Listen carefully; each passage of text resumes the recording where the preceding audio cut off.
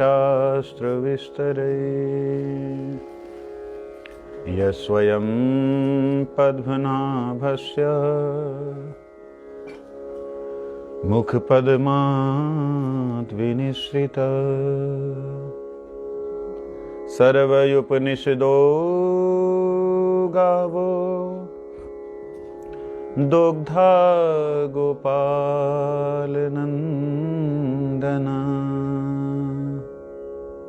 पार्थो वत्स सुधीर्भोक्ता दुग्धं गीतामृतं महत् एकं शास्त्रं देवकीपुत्रगीतम् एको देवो देवकीपुत्र एव एको मन्त्रस्तस्य नामानि यानि कर्मप्येकं तस्य देवस्य सेवा। 18वां अध्याय 19 नंबर श्लोक।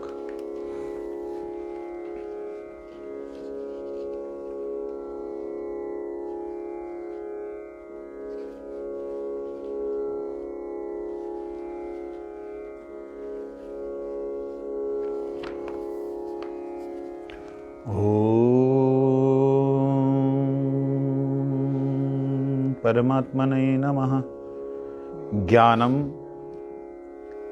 कर्म च कर्ता च त्रिधैव गुणभेदतः प्रोच्यते गुणसंख्याने यथावत् शृणुतान्यपि। सर्वभूतेषु येनेकं भावम् अव्ययः इक्षते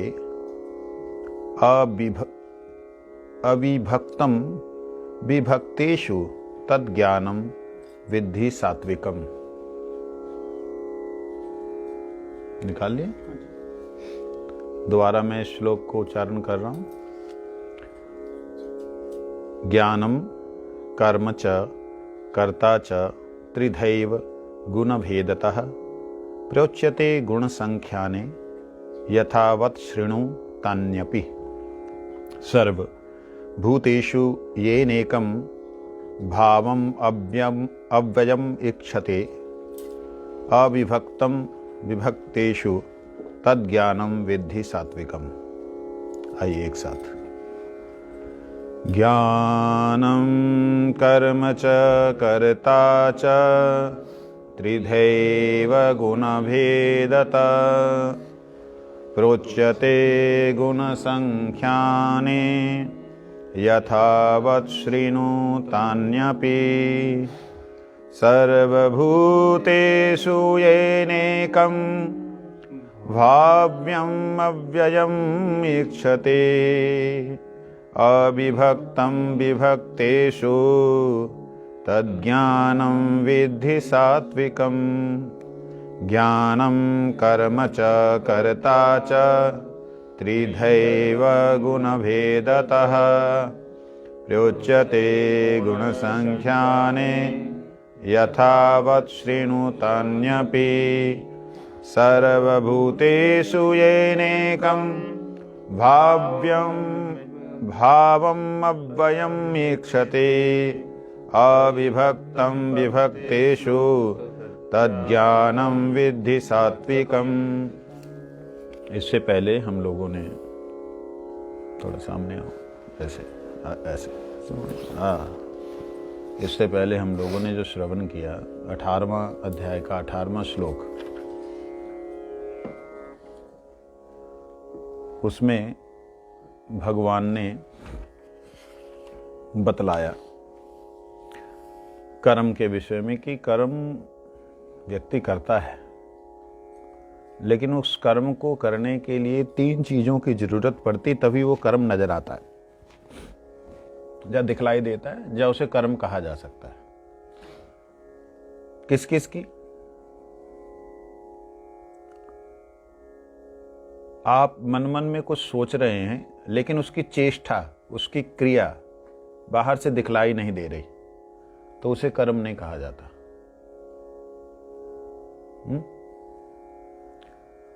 और जो करने वाला है, अगर करने वाला ना चाहे कोई कर्म करना तो कोई भी क्रिया नहीं हो सकती, और अगर करने वाला चाहे कुछ करना लेकिन इंद्रियां साथ नहीं दे रही तो भी वो कुछ नहीं कर सकता। जैसे बाबा कृष्णदास बाबा जी महाराज हमारे पास में जो हैं, शरीर से वो कुछ नहीं कर पा रहे हैं, लेकिन उनकी इच्छा होती है ये करें या ऐसा करें या वैसा करें। मुख से बोल नहीं पाते अगर, तो हम नहीं समझेंगे कि उन्हें तकलीफ क्या है, उनको मुश्किल क्या है ना। तो वह कर्म दिखलाई नहीं देगा, या कर्म हम कर नहीं पाएंगे, या उनके कर्म को हम समझ नहीं सकते। तो तीन चीजों की आवश्यकता होती है। करण, करण का मतलब इंद्रियां। कर्म, कर्म का मतलब क्रिया, चेष्टा। कर्ता, कर्ता का मतलब जो करने वाला है, या जिसकी कराने की इच्छा है, वो कौन है? वो बुद्धि है, वो मन है। बुद्धि और मन जो है वो इंद्रियों को कर्म करने की प्रेरणा देते हैं, इसलिए वो करता है। जो प्रेरणा दे रहा है वो क्या हो गया? और उसके बाद में इंद्रियां काम करती हैं, वो कर्म होता है। मोटी बात समझ आ गई?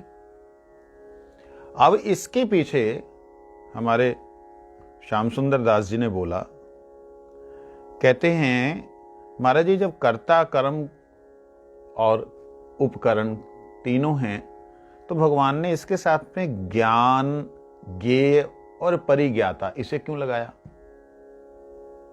ये तो एक ही जैसे हुए, एक जैसे नहीं है, इसको समझना होगा। किसी वस्तु का सबसे पहले ज्ञान होना आवश्यक होता है। क्या? एक होता है अल्प ज्ञान, इंगित ज्ञान। इंगित ज्ञान का मतलब भगवान है, कौन है इसके बारे में जानना। तो हमारे लिए जानने की वस्तु क्या हुई? भगवान।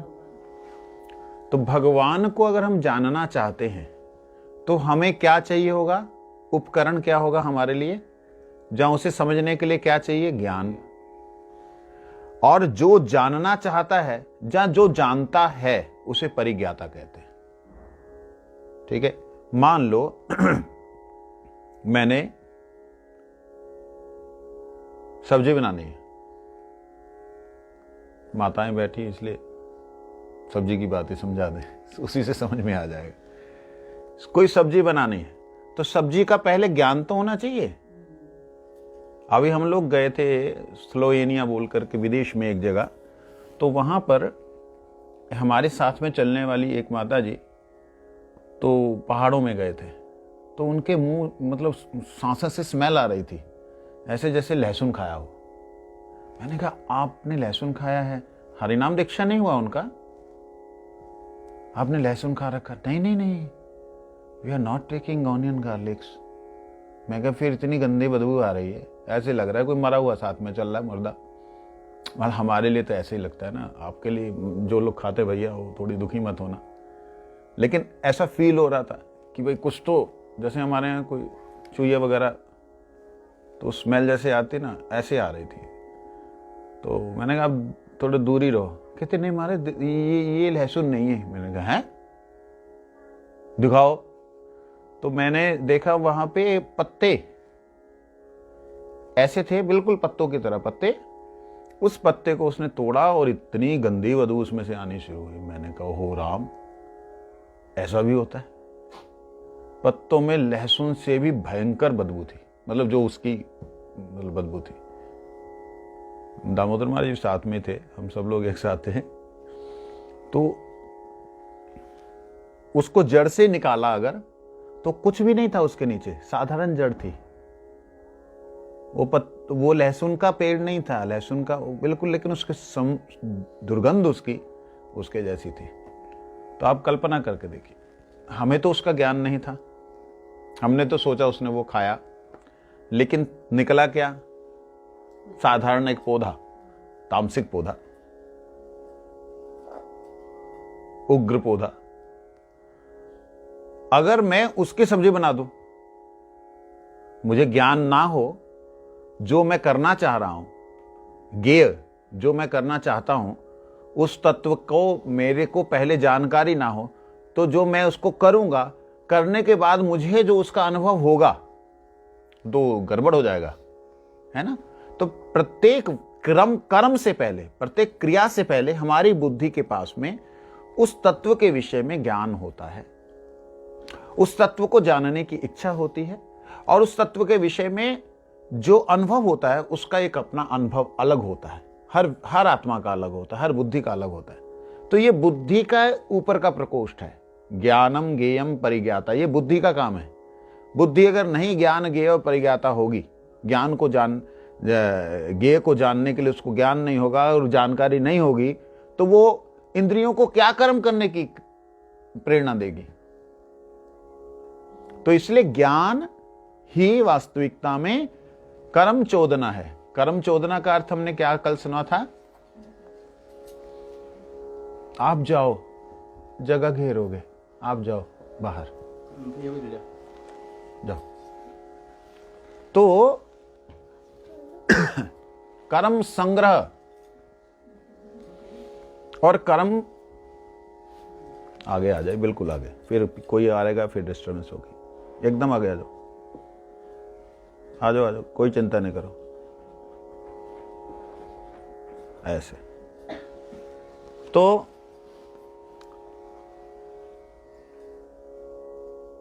यहां पे बुद्धि के अंदर किसी तत्व को जानने के लिए जिज्ञासा, ज्ञेय, जिसको जानना है, जानकारी जितनी है और जितना जाना है, ये तीनों अगर बुद्धि के अंदर नहीं होगा तो वो प्रेरणा, चोदना का मतलब होता है प्रेरणा।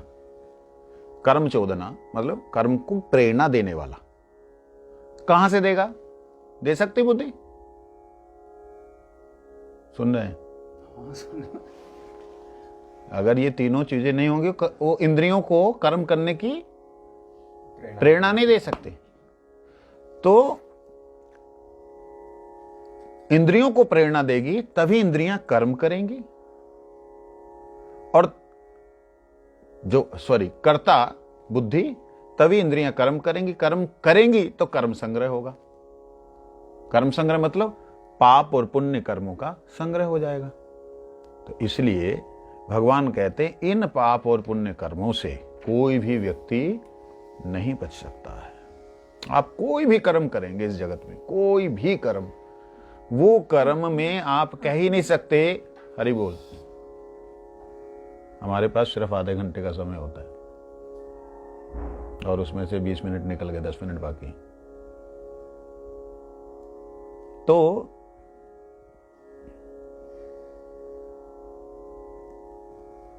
कहाँ थे? वो कर्म करता तो चल ही रहा है, इसके बीच में मैं कहीं आया था। कोई भी कर्म करते हैं तो कर्म संग्रह, वो कर्मों का संग्रह होता है, एकत्रित होते हैं कर्म। तो उन कर्मों में पाप और पुण्य होता है। कोई भी कर्म ऐसा नहीं है जिसमें पाप ना हो, कोई भी कर्म ऐसा नहीं है जिसमें पुण्य हो ही ना। मैंने कई बार उदाहरण दिए इसके। जैसे उदाहरण के लिए हम लोग किसी को मारना तो पाप है, पशु को, पक्षी को मारना पाप है। लेकिन पशु पक्षी को मारना, उससे ज्यादा बड़ा पाप गाय को मारना, उससे बड़ा ज्यादा पाप मनुष्य को मारना, मनुष्य से बड़ा पाप ब्राह्मण को मारना, ब्राह्मण से बड़ा पाप साधु को मारना, जान से मार डालना। मारना मतलब ये बोल रहा हूं मैं। और जान से मारने के बाद में अगर साधु को कोई व्यक्ति, आप अच्छा इससे पहले ये बात जान लो, किसी को आप भोजन कराते हो तो पुण्य है कि नहीं? चाहे चींटी को करा रहे पुण्य होगा कि नहीं होगा? कीड़े को करा रहे हो पुण्य होगा कि नहीं होगा? अब आपने क्या किया, एक ब्राह्मण साधु, अच्छा साधु, बहुत भजनानंदी, उसको देख के हजारों लोग, जो सैकड़ों लोग प्रेरणा पा रहे हैं, उसको आपने मार डाला। मार के आपने किया कि जंगल में डाल दिया। वहां पे करोड़ों कीड़ों ने उसे खाया, वो पुण्य हुआ कि नहीं हुआ? पाप भी हुआ पुण्य भी हुआ। पाप भी हुआ पुण्य नहीं, वो पुण्य हुआ कि नहीं हुआ? मैं जो जिसके बारे में पूछता हूँ वही बताओ। पाप हुआ पुण्य हुआ, पुण्य हुआ। क्योंकि आपने करोड़ों जीवों को भोजन कराया, लेकिन मारा जिसे वो मनुष्य था। मनुष्यों में श्रेष्ठ ब्राह्मण, ब्राह्मण से श्रेष्ठ साधु और भजनानंदी। उसको मारने से जो और सैकड़ों जीव जुड़े थे, जिनके शरीर में 8 खरब सेल थे, जिन सेल्स को वो चेंज कर सकता, डाइवर्ट कर सकता था, उनको भगवान की भक्ति में लगा सकता था।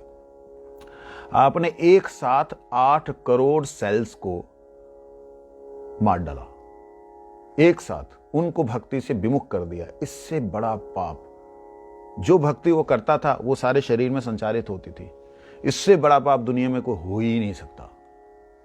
क्यों इससे बड़ा पाप नहीं हो सकता? क्योंकि इसमें पुण्य की मात्रा है ही नहीं, तुच्छ है। बात समझे नहीं?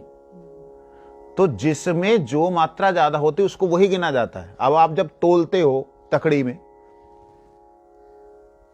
तो एक तरफ सेब रखें, एक तरफ बाट रखा है। अब बाट जैसे ही ज्यादा उसका वजन होगा तो उसी तरफ जाएगा, पलड़ा उसी तरफ जाएगा। आप कहेंगे भाई कम है, ये इधर जाएगा तो ये ज्यादा हो जाएगा। तो जो ज्यादा अधिक के मात्रा में होता है उसी की गिनती की जाती है, उसी को विशेष रूप से माना जाता है। फल दोनों का ही मिलेगा, उसको पाप का भी मिलेगा और पुण्य जो उसमें से भोजन कराया उसका भी उसको फल मिलना है। परंतु इतनी खतरनाक, इतनी गहरी, इतनी डेप्थ में जाकर के कर्मों को कौन समझे? इसलिए भगवान ने कह दिया कर्मणा गहना गति। कर्म की बड़ी गहन गति है। इसको अर्जुन समझ नहीं सकते। भगवान ने ये बात कही, क्या भगवान नहीं समझ सकते? भगवान समझते हैं, तभी तो मुझे समझाया, तभी तो वो और लोगों को ज्ञान देते हैं। किसे ज्ञान देते हैं, कैसे ज्ञान देते हैं? भगवत गीता में बतलाते हैं। तो यहां भगवान उसी कर्म और उसी कर्ता का 3 विभाग भगवान ने किए कि 3 तरह के लोग होते हैं, 3 तरह के कर्म होते हैं। उन कर्मों को भगवान आगे खोल रहे हैं। कहते हैं सात्विक कर्म, राजसिक कर्म और तामसिक कर्म होते हैं। सात्विक, राजसिक और तामसिक। तामसिक वह कर्म है जिनके द्वारा खुद भी दुखी होता है, दूसरे को भी दुखी करता है। राजसिक वह कर्म है खुद सुखी होता है, दूसरे को दुखी नहीं करता। अगर कोई दुख पाए तो पाए, उसे कोई टेंशन नहीं। सात्विक वो होता है जो खुद तो दुख पा लेता है लेकिन दूसरे को सुख देने की चेष्टा करता है। ये सात्विक है, नई परिभाषा। तो यही व्यक्ति के अंदर गुण भी हैं और यही कर्म भी इसी प्रकार से होते हैं। कर्म भी गुणों के अनुसार ही व्यक्ति करता है। सर्वभूतेषु येनेक भावम अव्ययम इक्षते अविभक्तम विभक्तेषु तद ज्ञानम विद्धि सात्विकम। सात्विक कौन सा ज्ञान सात्विक है और कौन सा कर्म सात्विक है, इसके बारे में भगवान कहते हैं। एक जीवात्मा नानाविध फलों को भोगने के लिए क्रमशः देव, मनुष्य आदि योनियों में भ्रमण करता है। वह नश्वर वस्तु देह में रहता हुआ भी अनश्वर है, नष्ट नहीं होता है। अनेक जीव परस्पर अलग अलग होने पर भी चेतना की दृष्टि से एक ही है। इसी ज्ञान को सात्विक ज्ञान कहा जाता है। सात्विक ज्ञान के बारे में बता रहे हैं। एकम भावम अर्थात एक ही जीवात्मा नाना प्रकार के कर्मों को भोगने के लिए क्रमशः मनुष्य, देवता, पशु, पक्षी आदि योनियों में विद्यमान रहता है। नश्वर शरीर में रहने पर भी अनश्वर है। ये जीवात्माएं परस्पर विभक्तेषु भिन्न है, तथापि वे एक रूपम अर्थात चित्त जाति होने के कारण एक समान है। ये न जिस कर्म संबंधी ज्ञान के द्वारा ऐसा देखते हैं उन्हें सात्विक ज्ञान कहते हैं। देखिए सात्विक ज्ञान क्या है? भगवान सात्विक ज्ञान के विषय में कहते हैं इस संसार में जितने भी जीव हैं विभक्तेषु, वो सारे के सारे अलग अलग हैं। जितने जीव हैं, आपका ही शरीर, आप ही शरीर के द्वारा शरीर से अलग हो। आप शरीर तो हो नहीं। शरीर के भीतर जो दृष्टि के जीव हैं, जो दृष्टि के जीव हैं, जो आंखों के सेंसर से में काम करते हैं, वो आपके कानों के सेंसर में काम नहीं करेंगे। कानों से आपको दिखाई नहीं देना शुरू होगा। जो कानों के सेंसर काम करते हैं वो आपका हाथ नहीं कर सकता। प्रत्येक शरीर, हमारे शरीर के अंदर प्रत्येक जीवों का जो, मैं ज्यादा दूर बाहर नहीं जा रहा हूं, शरीर में ज्यादा रह करके समझाने की चेष्टा कर रहा हूं, इसलिए कि आपको जल्दी से आपके पास में जो है उसे नजर आ जाए, वो देख पाओ या उसे समझ पाओ। इस शरीर के भीतर इंद्रियों को संचालित करने वाले करोड़ों की संख्या में सेल हैं। वो सारे के सारे सेल जीवित हैं और प्रत्येक सेल के अंदर आत्मा है।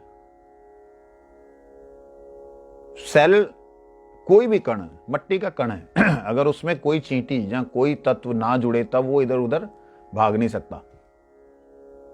कोई ना कोई तत्व, हवा आएगी तब भागेगा, इधर उधर दौड़ेगा, नहीं तो ऐसे नहीं जा सकता है। तो ऐसे वो सेल जो क्रिया कर रहे हैं, डेफिनेटली वहां पे आत्मा है। हमारे डॉक्टर एस.एन. बॉस ने तो ये सिद्ध कर दिया कि भाई इसमें पेड़ पौधों में भी प्राण है, आत्मा है। तो आत्मा जहां है वहीं क्रिया होती है। आत्मा के तीन लक्षण हैं, इच्छा, क्रिया, अनुभूति। क्या है? इच्छा, क्रिया, अनुभूति। आत्मा जिस भी शरीर में होगी इच्छा करेगी क्या करने की? उस शरीर के अनुसार कर्म करने की। जैसे शरीर के अनुसार कर्म करेगी वैसे उसको अनुभव होगा। ठीक है? तो इच्छा, आंखों के जो सेल्स हैं, आंखों के अंदर जो रेटिना को चलाने वाले, जहां उनके साथ में संचार करने वाले हैं, उनका एक गुच्छा है करोड़ों का। ऐसे कानों के लिए करोड़ों का, ऐसे नाक के लिए करोड़ों का, ऐसे जिह्वा के लिए करोड़ों का। मतलब उसके बाद में नीचे उतरते हैं तो पेट में अरबों का है। बात को समझिए जो मैं कहना चाह रहा हूं, अरबों का है। ये प्रत्येक पूरे के पूरे अलग अलग अलग जीव होने के बाद भी व्यक्ति एक हुआ कि नहीं? आदमी क्या हो गया? एक। कहते आदमी का शरीर एक होने पर, मैं आज थोड़ा मजाक थोड़ा सा करने का, मेरे मजाक भी ऐसे हंसने वाले होते नहीं। एक छोटा सा बात, आप कौन हो? आप कौन हो? मनुष्य हो या क्या हो? मनुष्य। किधर से? सुना ही है मैंने ये सब बातें। किधर से मनुष्य? शरीर से। शरीर से हम मनुष्य अपने आप को कह रहे हैं, लेकिन एक भी जर्रा ऐसा बताओ जिसमें कीड़े ना हो। बहुत सारे कीड़ों ने मिलकर के ऊपर की चमड़ी बनाई, जो कि हैं, जीवित है, मरे नहीं है वो। ये है मरा हुआ, ये पोषण मरा हुआ है। यहां पे कोई भी जीव जो है अपनी क्रिया नहीं दिखला सकता, लेकिन ये सारे के सारे जीवित हैं। जहां बॉडी की स्किन जहां ऊपर की डेड हो जाती है वहां पे कोई क्रिया नहीं होती। इस पूरी की पूरी को काट के फिर सिलाई करने से तब ये सारी क्रिया शुरू होगी। ठीक? तो करोड़ों कीड़ों के द्वारा बनाया हुआ, अरबों कीड़ों के द्वारा बनाया हुआ, खरबों कीड़ों के द्वारा बनाया हुआ ये शरीर, इसमें से कौन सा आपका है ये बताइए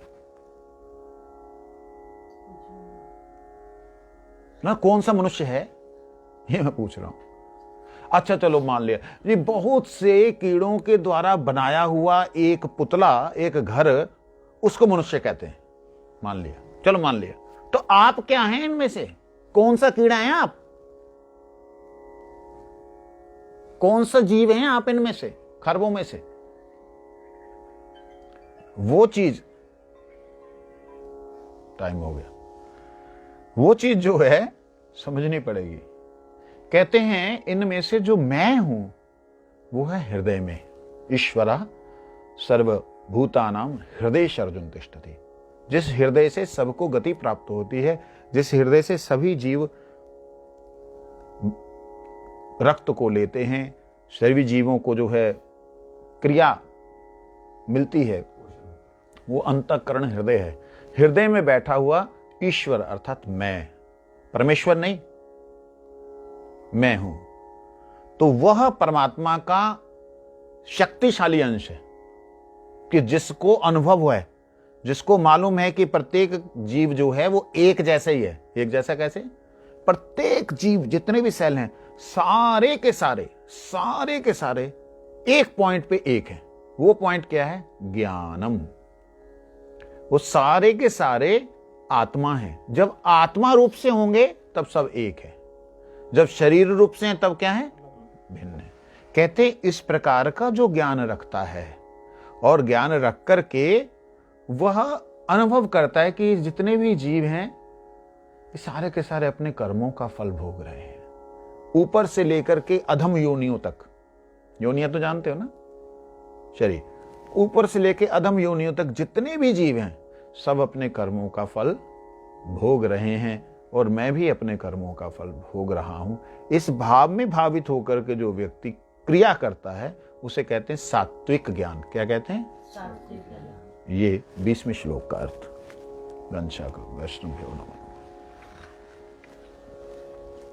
हरि हराय नमः, कृष्ण यादवाय नमः, राय नमः, कृष्ण यादवाय नमः, यादवाय माधवाय केशवाय नमः, यादवाय माधवाय केशवाय नमः, गोपाल गोविंद राम श्री मधुसूदन, गोपाल गोविंद राम श्री मधुसूदन, गिरिधारी गोपीनाथ मदन मोहन, गिरिधारी गोपीनाथ मदन मोहन, ऐसे गोसाई यार मुई तारदास, ऐसे गोसाई मुई तारदास, तांसवार पद रेणु मोर पंचग्रास, तांसवार पद रेणु मोर पंचग्रास, तादेर चरण से विभक्त शनिवास, तादेर चरण से विभक्त शनिवास, जनमे जनमे है ए अभिलाष, जनमे जनमे है